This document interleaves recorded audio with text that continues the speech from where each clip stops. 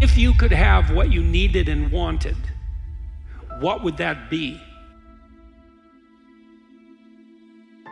And that's a meditative question. You don't want to force an answer out of yourself. You want to ask yourself that like you would ask someone else. If I could have what I wanted, what would that look like? If I could have the relationship that I needed and wanted, if I could have the friendships, if I could have the job or career, if I could have the educational pathway, if I took care of myself properly, if I regulated my susceptibility to temptations, what would that look like if it was optimized? And then that sets you up a goal that has some motivational force. This is worth doing. The next goal is to take your goal and to fragment it into micro goals until you find a micro goal that's small enough that it still presents some challenge that you will do. Most people overestimate what they're going to do in a year, and they underestimate they'll do in a decade. And I know a decade sounds like a long time, but how many can remember where you were a decade ago and realize the time has gone like this? And our whole world's accelerating. So a decade will go down before you even know it. The question is, what are you going to do with it? And you want to make sure when you arrive at the end of that decade, you're a different universe than when you started. So in the short term, it may go up and down, but the long term, it's explosive.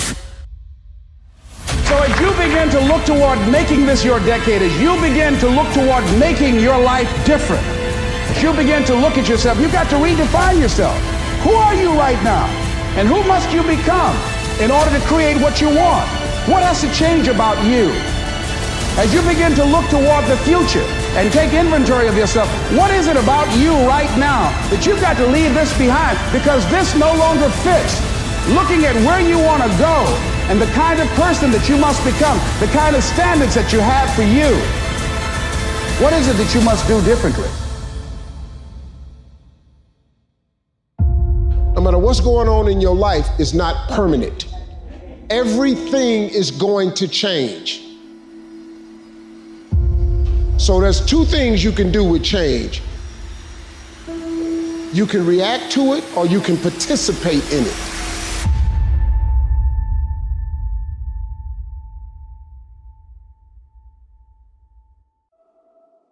I want to tell you something else, and I want to make this clear. Don't just listen.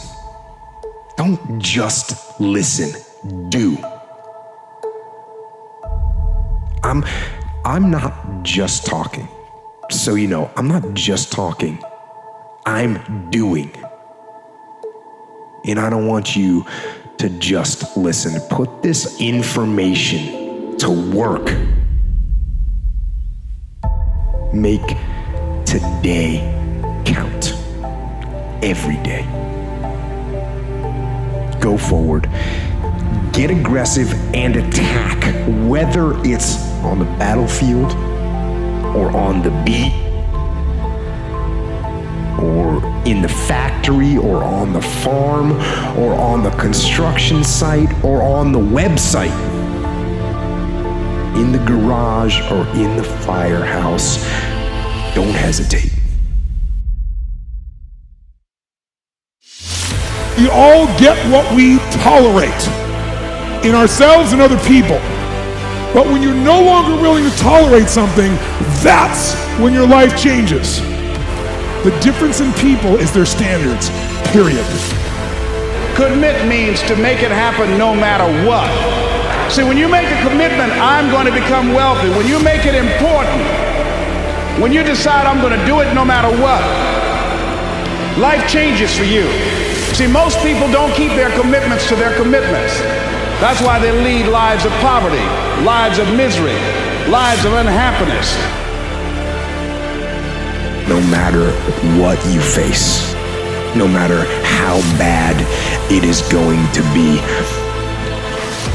when there is a challenge, anything that you're facing, the only way to overcome the challenges that you face is to start walking. I am one decision away from a totally different marriage, a totally different life, a totally different job, a totally different income. Your life comes down to your decisions. And if you change your decisions, you will change everything.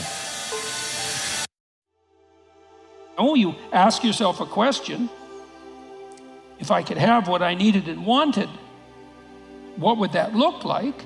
You'll get a dream, you'll get a vision, and it comes to you. That's the most accurate way of describing it. It makes itself manifest in the theater of your imagination. It's a rather frightening question to find out, to allow yourself to ask yourself what it is that you really need and want.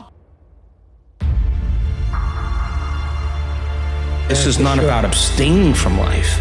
Ooh, it's the opposite. It's about going all in and really engaging and really living and really experiencing and tasting and smelling and eating and loving and we're here for that. We're here for all of that. So you create the experience, and then when it gets predictable or it gets boring, let's change it up. Let's create another one. And then how far can you go with that? It just goes on. A lot of folk won't let you forget what you used to do or what you have done, what mistakes you've made. All of us have made some mistakes in life. All of us have done some things that if we had them to do over again, we wouldn't do it again. There are a lot of things that if I had it to do over again, if I knew then what I know now, I would have done it differently. Well, it didn't happen that way. Oh, you don't want me to live that down? How you want to keep on putting that in my face about what I did? Guess what? I'm not interested. That's what I did then. Won't do it today. Who am I? What have I learned? What have I created? What forward progress have I made? Who have I helped? What am I doing to improve myself today to get better, faster, stronger, healthier, smarter? Is this what I want to be? This? Is this all I've got? Is this everything I can give? Is this going to be my life?